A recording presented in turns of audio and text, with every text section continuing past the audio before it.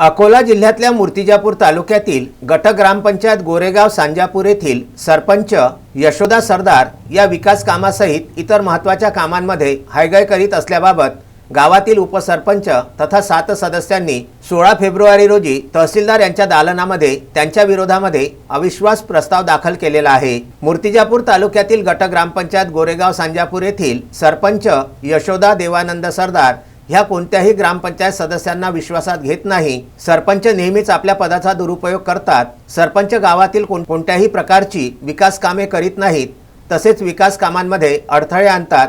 गावामध्ये रस्त्या व नाल्या नाहीत, गावातील टॅक्स वसुली नाही, सरपंचपती ग्रामपंचायत कामामध्ये लुडबुड करतात, ग्रामपंचायतीच्या कामकाज रजिस्टरवर सरपंच खोडतोड करतात, अशा आशयाचा अविश्वास प्रस्ताव उपसरपंच निकत अंजुम फयानुद्दीन, सदस्या रेखा जगन्नाथ सरदार, शुभांगी निलेश पातोंड, सविता सिद्धार्थ सरदार, विजय शंकर डोईफोडे, राजेश माणिक पिसाट, सुभाष विश्वास सरदार, अमोल भुजंग सरदार या 8 सदस्यांनी आपल्या स्वाक्षरीनिशी तहसीलदार यांना हा अविश्वास प्रस्ताव सादर केला आहे। यावेळी गोरेगाव सांजापूर ग्रामपंचायतीचे 9 पैकी 8 सदस्यांसह गावकरी व नागरिक उपस्थित होते।